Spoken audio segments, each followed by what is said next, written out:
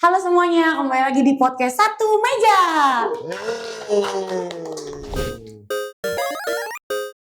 Satu Meja.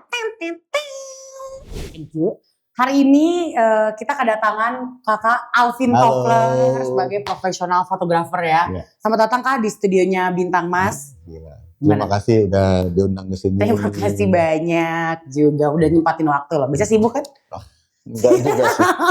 Kadang-kadang aja. Kadang-kadang aja. Jadi kita di sini mau ngapain nih kak? Loh, kita apa ya hari ini ya? Mau ngomongin orang. Jangan ya, jangan. Sebenarnya aku tuh ada banyak nih yang mau nanyain ke Kak Alvin. Jangan dipancing dong. Aduh.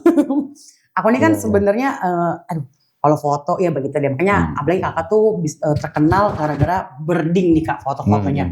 Jadi aku tuh sebagai orang awam kepo banget nih gitu istilahnya. Jadi mau nanya-nanya ke Kak Alvin. Oke. Mantap ya? Sikat. Oke, jadi aku mau nanya nih dari pertanyaan mungkin yang orang awam inilah sering tanyakan. Kakak punya gak sih istilahnya satwa atau burung aja lebih tepatnya favorit kakak yang selama ini udah diambil dari banyaknya kakak pergi birding gitu? Burung favorit cendrawasih sih. Kalau burung favorit cendrawasih. Buat gua cendrawasih itu kan setiap spesiesnya dia beda-beda. Ada keunikannya tersendiri gitu. Jadi pokoknya setiap cendrawasih itu unik. Tapi kalau ditanya burung favoritnya apa, jenisnya ya cendrawasih. Tapi kalau misalkan harus ngerucut tuh ada dua sih, yang merah sama yang biru, yang red bird of paradise sama yang blue bird of paradise kayak taksi. Gue yakin ini ketawa masih gara-gara gue gak ngerti ya sih sebenarnya. Blue bird of paradise gitu. Oke. Nah, yang red itu di Raja Ampat di kita, yang blue itu di Papua Nugini, tetangga. Oke. Nah, untuk ngambil dua burung itu tuh susah nggak? Challenging nggak tuh kira-kira? Kalau yang di Raja Ampat lumayan agak challenging karena harus trekkingnya nggak jauh sih, 2 kiloan, tapi lumayan nanjak gitu. Jadi harus nanjak ke bukit karena mereka tuh si red ini dia tuh mainnya tuh di atas bukit. Jadi selalu dia main di atas bukit, di atas pohon paling tinggi di bukit. Nah, makanya kita mau nggak mau nanjak gitu. Terus kalau yang soal yang satu lagi yang si blue ini itu nggak terlalu, sebenarnya medannya nggak terlalu susah. Masalahnya kesananya yang susah. Kesananya yang susah. Jadi memang walaupun kita tetanggaan sama Papua Nugini nih, tinggal nyebrang tuh dari Jayapura ke Vanimo, ada tuh perbatasannya, tapi kita nggak ada direct flight langsung. Gitu. Jadi perjalanan darat? Enggak, jadi kalau kemarin kita dari Jakarta ke Singapura dulu, terus ke Port Moresby, dari Port Moresby baru naik pesawat lagi ke Mount Hagen. Gitu. Ini malah ini ya, malah perjalanannya jadi jauh ya, gitu. Ya karena kan aku pernah juga nih, saya nanya ke kakak, salah satu tempat atau spot favorit itu di Papua Nugini juga kan, terus Waikambas, ada lagi nggak tuh kak, kalau di Indonesia? Di Indonesia, ya itu paling Raja Ampat sih, karena burungnya. Papua Nugini sebenarnya udah negara sebelah ya, maaf, sorry. Mungkin overall aja deh gitu. Kalau di Indonesia paling enak sebenarnya Waikambas, terus satu lagi ya tadi Raja Ampat, terus satu lagi tuh sebenarnya paling enak itu di Tangkoko. Itu di Manado, Sulawesi. Sulawesi jadi Utara ya. Itu buat gue itu. Ini kan jadi, ini cerita dulu nih. Boleh. Indonesia tuh ada 3 zona satwa tuh, ada Sunda Besar, ada Wallace, ada Weber. Nah, terus yang Wallace itu, yang Wallace. Tenang. Jadi kita hari ini kuliah dulu ya. Ya, ini pelajaran biologi nih dulu nih. SMP apa? SMP, salah pokoknya. Ya pokoknya Sunda Besar itu wilayahnya Kalimantan, Jawa, Sumatera, Filipina, dan lain-lain. Nah itu burungnya satu spesies tuh. Rata-rata bisa ada di semua negara itu, di semua area. Nah terus ada satu lagi, Wallace. Wallace itu Wallacea, garisnya dari mulai, kalau nggak salah ya, itu dari mulai Lombok, terus ke atas tuh ke, dari Lombok, terus sebelahnya ada Sumba, ada NTT, terus ke atas ada Sulawesi, Maluku, Nah itu Wales. Jadi bagian timur. Oh tengah. Oh tengah, masih tengah. Nah tengah. Terus yang satu lagi yang Papua. Papua itu udah beda lain sendiri. Dia udah masuk burungnya burung-burung sama kayak Australia gitu. Jadi banyak banyak burung yang sama Australia kayak beberapa paruh bengkok tuh ada di sana. Nah, terus tangkoko daerah tengah itu paling banyak buat endemik paling enak gitu. Tangkoko sama halmahera ya. Jadi antara dua itu tuh buat area tengah. Terus yang di barat yang Sunda Besar itu lu nggak ngerti. Ini lagi. Gini ya kebiasaan kalau kuliah cabut tuh gini deh. Nah Sunda Besar itu. Lagi dipampamin. Sunda Besar itu paling enak di Waikambas. Kenapa? Soalnya dia tuh hutannya hutan sekunder. Jadi hutan sekunder itu kanopinya nggak tinggi. Nah kalau di hutan primer tuh dia kanopinya tinggi-tinggi tuh. Jadi burung kan hinggapnya di pohon. Nah, kalau pohonnya tinggi-tinggi, kita agak susah nge-reach-nya. Buat motonya agak susah karena kan kecil-kecil. Nah, di Waikambas itu kanopinya gak tinggi-tinggi. Jadi burungnya kita masih bisa dapat levelnya sama kita bagus lah gitu. Terus sama fasilitasnya lebih enak. Kalau Waikambas tuh udah ada jalan. Jadi beneran kita jalannya tuh datar aja. Jadi sepanjang jalan aja sepanjang jalan si inspeksi gitu. Jadi enak buat birding. Dan buat yang pemula itu paling enak banget karena spesiesnya itu banyak. Jadi ya baru mau ngomong berarti cocok buat pemula ya gitu. Cocok banget buat pemula karena kita pernah birding, rekornya birding itu 3 hari kita dapat 40-an spesies gitu. 40 spesies burung. Nah, udah tuh habis itu yang kedua tadi mana? Tangkoko ya. Nah, tangkoko paling enak karena tadi juga trekkingnya enak, jalannya dia udah maksudnya salah satu bentuk taman nasional yang buat gua Tangkoko itu salah satu taman nasional yang udah bisa bikin hidup daerahnya. Oke. Jadi di sana ekosistemnya udah kebentuk, rangernya banyak, terus mereka udah ngebantu lah satu sama lain, terus pengunjungnya juga banyak karena banyak turis dari luar negeri, kapal pesiar tuh hinggap mendarat di sana. Sehari tuh cuma buat ke Tangkoko doang karena di sana ada kingfisher tuh ada 5 jenis yang endemik ya. Terus ada mamal juga macaca namanya. Lupa gua namanya tuh. Tapi monyet pantat merah lah di sana. Nah itu di sana bahasa lokalnya apa ya? Yeti ya lupa. Ya nanti ada di sini ya. Ntar diedit ada gambarnya. Silakan cari gambar. Gitu. Thank you. Jadi enak, terus di sana juga satwanya juga banyak. Jadi karena emang masalahnya adalah enaknya di sana di daerah selain Jawa, Sumatera ya, mereka nggak melihara burung. Jadi dilepas aja. Jadi ya karena mereka nggak ada culture melihara burung, jadi burungnya ya lepas aja, dan nggak terlalu takut sama orang gitu. Kalau di Jawa kan kita burung tuh kayak trauma banget gitu lihat orang kabur gitu. Nah di Tangkoko kita masih bisa dapat kingfisher yang kalau kita deketin bahkan jaraknya 5 meter tuh masih nggak kabur, dia anteng aja karena dia tahu nggak bakalan diganggu juga. Gitu. Segitu itunya ya. Iya, makanya. Masih asri banget berarti ya. Asri banget. Nah, karena kakak tadi ngomongin halmahera dan kakak juga berkolaborasi dengan dia langsung nih, aduh ibu, saya ngefans banget sama Ibu Shirley ya kan. Makasih loh Bu. Itu, nah pas pengambilan foto itu gimana tuh kak? Aku pengen banget tuh dengerin pembahasannya. Apalagi burungnya bidadari halmahera ya. Bidadari halmahera. Bidadari halmahera itu dia jadi di dunia ini ada 40-an jenis cendrawasih. Semuanya tuh di Papua. Cuma 2 yang enggak. Satu cendrawasih gagak, di halmahera juga, satu bidadari halmahera. Gitu. Jadi dia masih jenisnya cendrawasih nih. Nah, terus buat ngambilnya ini agak tricky, bukan tricky sih. Emang bukan tricky ya, sebenarnya agak susah. Kita harus jalan ke dari meeting point-nya, dari poin terakhir itu ke spot buat bidadari itu kalau nggak salah 5 kilo. Itu jalan kaki? Jalan kaki. ngelewatin kali, harus nyemplung kali 2 kali. Terus di akhir ada 300-an meter kita harus naik ke atas ke gunung. Nah, terus berarti hiking juga? Hiking juga, tapi nggak terlalu banyak. Oke. Terus kita tuh di rumah pohon. Jadi kalau Cendrawasih itu biasanya mereka udah bikin hike, orang lokal udah bikin hike gitu. Jadi yang lalu kita berangkat jam berapa? Jam 4 ya? Jam setengah 4 nyampe sana jam 5 setengah 6 siap-siap. Terus nah bidadarinya itu display. Jadi beda apa?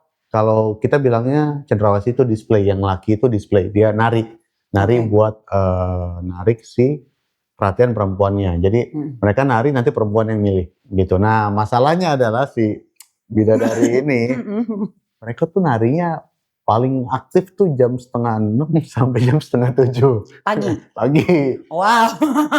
Yang artinya belum ada cahaya matahari. Jadi kita tuh kadang-kadang cuma ngeliat, ya nggak bisa gue foto lagi. Saya nggak mungkin bawa pakai lightning. Nggak mungkin, kalau pakai lightning dia kabur. Iya benar. Zaman dulu zamannya analog ya dulu ya mereka tuh harus pakai flash gitu karena kan ISO-nya nggak bisa di-push kan gitu. Jadi zaman dulu tuh harus pakai flash buat moto si bidadari Halmahera ini. Gue lihat fotonya Om Caca, Om Reza Marlon. Itu memang dia fotonya dulu pakai flash tuh. Jadi bidadarinya di foto. Pas lagi display difotoin pakai flash, itu lebih ribet lagi kan karena harus habituasi dulu taruh flashnya di mana, kita harus tahu. Sedangkan kalau misalkan lu taruh flashnya di mana, tahu-tahu burungnya hinggapnya di mana, pusing kan? Iya, paham. Gitu. Zaman sekarang memang lebih mudah, tapi ya tetap aja nggak semudah itu. Jadi mau nggak mau kalau moto si bidadari ini kita nunggu sampai cahaya matahari ada. Misalkan mereka tuh batas display jam 8 tank cabut, mereka pergi gitu. Jadi kita mau nggak mau nunggu ya itu 7:30, antara jam 7 lewat matahari udah mulai masuk sampai 7:30. Memang sedikit celahnya tuh sedikit, paling kita dapat kesempatan buat dapat bagus itu 1-2 kali deh gitu. Mungkin mereka beberapa kali, tapi kadang-kadang tuh problemnya kan mereka di hutan, di hutan kita nggak bisa kontrol medannya, mereka mau hinggap di mana, nari di mana kan. Nah itu tuh problemnya di situ. Jadi emang bener-bener itu kita buat dapetin 1 dan 2 foto aja tuh susah. Iya. Gitu. Ngerti. Nah kalau misalnya nih Kak, tadi aku mungkin denger lah, misalnya suka dukanya untuk ngambil foto birding. Dari tracknya yang mungkin lumayan sulit ya, terus juga jam burung yang gak bisa ditentuin. Terus kira-kira kalau mungkin tuh kalau misalnya sukanya apa nih Kak, kayak happy-nya apa sih? Mungkin apa kalau dapat fotonya atau gimana? Happy-nya kayak birding tuh kayak mancing. Kayak mancing. Jadi ya apa ya? Jadi kayak mancing, kayak berburu, tapi berburunya legal ya. Silakan kalau kita berburu kan kita nembak, mati dapat misalkan dapat bangkainya ya, dapat diawetin atau apa. Tapi kan kalau birding kita dapat fotonya. Gitu. Dan enaknya birding lagi itu kayak apa ya? Ya intinya kayak jiwa primitifnya kita tuh keluar gitu. Yang kita berburu, kita tuh hunting gitu loh.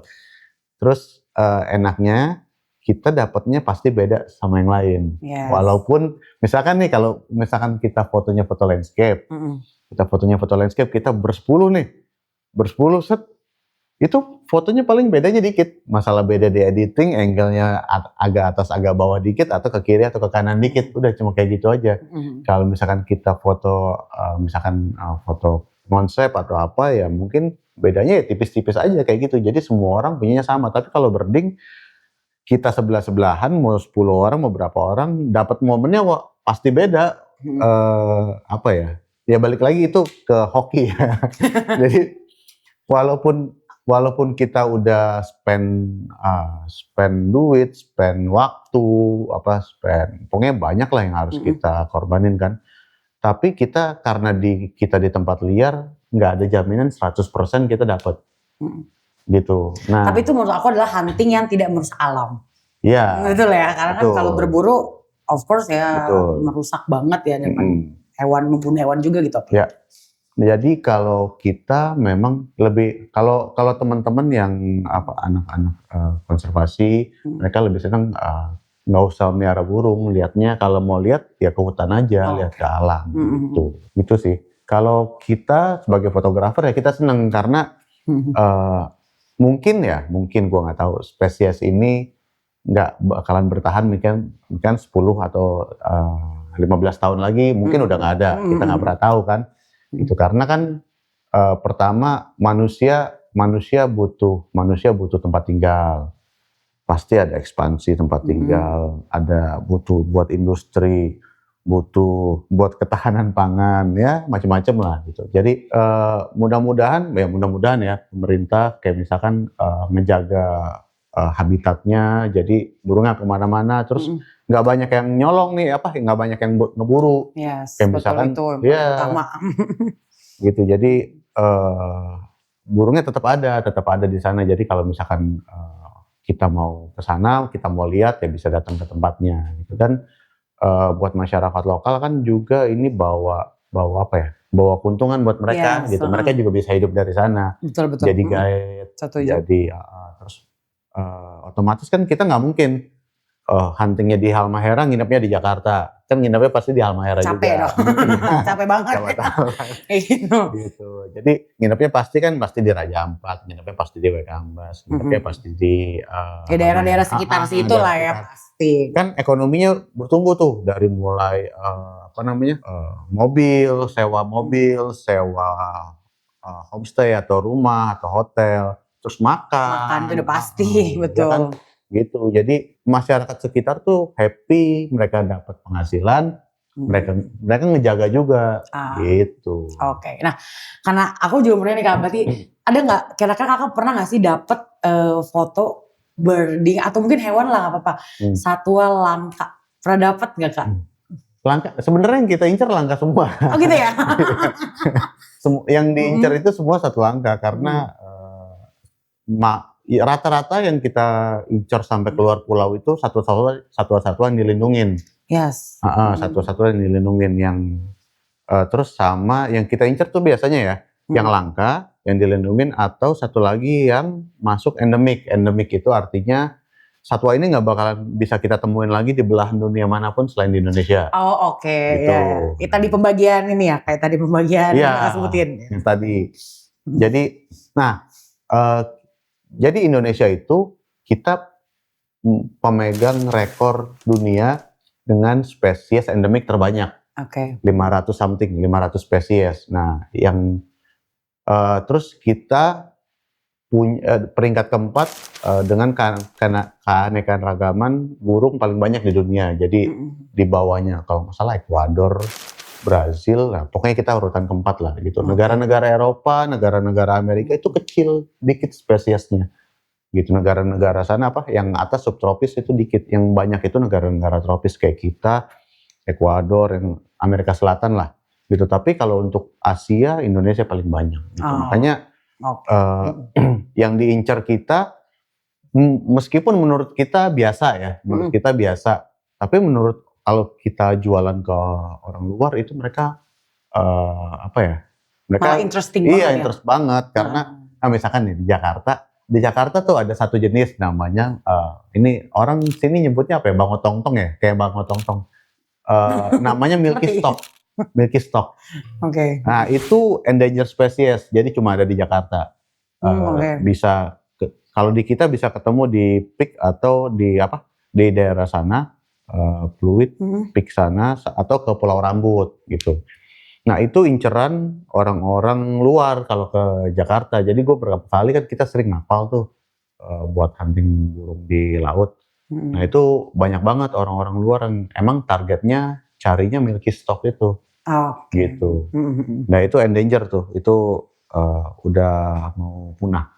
Oh ya? Iya, spesiesnya tinggal dikit. Lumayan, berarti gitu. sangat udah selain Kakak membantu melindungi, terus biar orang kenal juga di luar. Nah, selama trip nih, aku kan juga ngelihat Kakak make tas dari Loy Pro nih. Nah, pernah nggak Kak ada masa dimana kebantu banget nih sama Loy Pro? Apalagi tadi Kakak bilang medannya itu tuh lumayan sulit lah gitu untuk birding gitu istilahnya.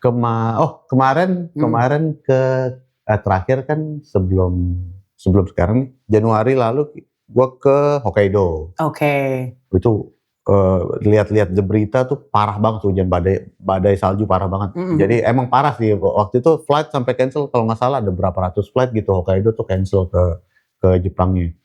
Dan tas ini ngebantu banget karena apa ya ke lindung. Jadi ada satu kali pas kita ke Nagano waktu mau nyari monyet apa monyet yang ada monyet yang viral tuh yang bawa boneka. Oh, si Punch ya? Iya, nggak cuma kita di alam di itunya, Oke, ya pokoknya sejenis itulah. Nah, itu pas hujan badai banget, jadi beneran ngebantu. Ini ketumpuk semuanya, udah salju semua isinya, udah. Tapi dalamnya masih aman? Dalamnya sih aman-aman, nggak ada masalah. Best, berarti kan. Iya, karena kan ini dia tuh apa, Stardi ya, apa, kayak keras gitu. Lu kayak dinamain juga tuh. Aku seneng banget liat tasnya Calvin karena isinya rame ya. Tuh ada ini apa Kak? Ini tas belanja Itu ya? tas belanja.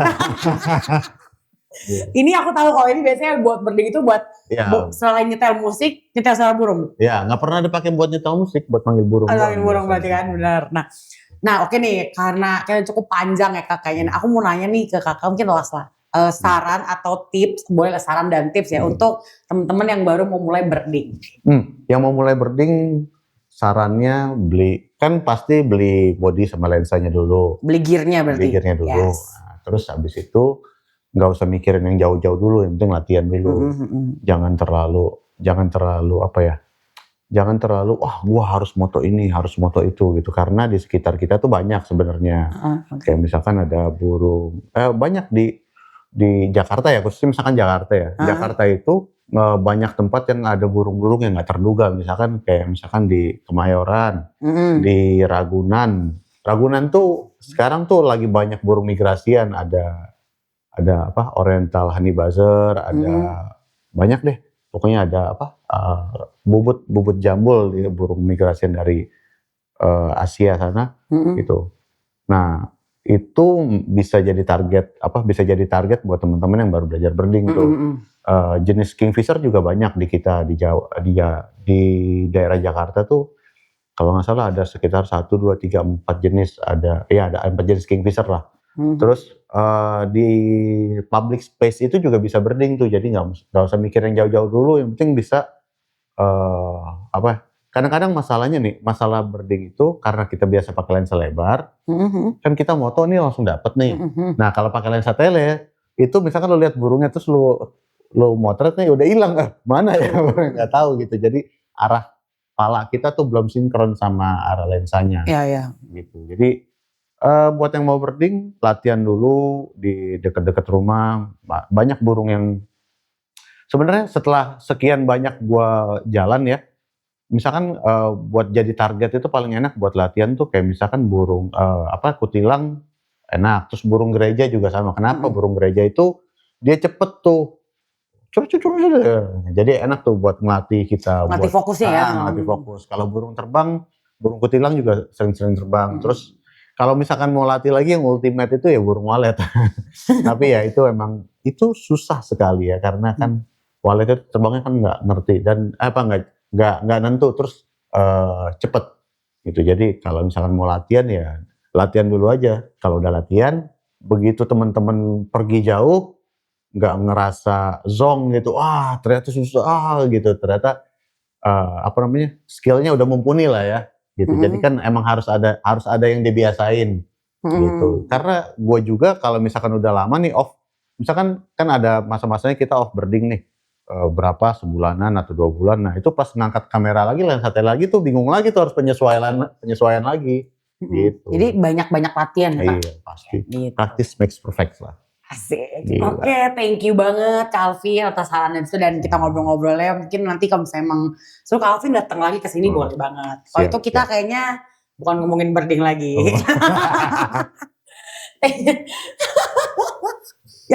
Tolong ya, ntar tit semua isinya. Thank you Calvin udah datang. Thank you semuanya. See you again on the next video. Bye bye. Peace out.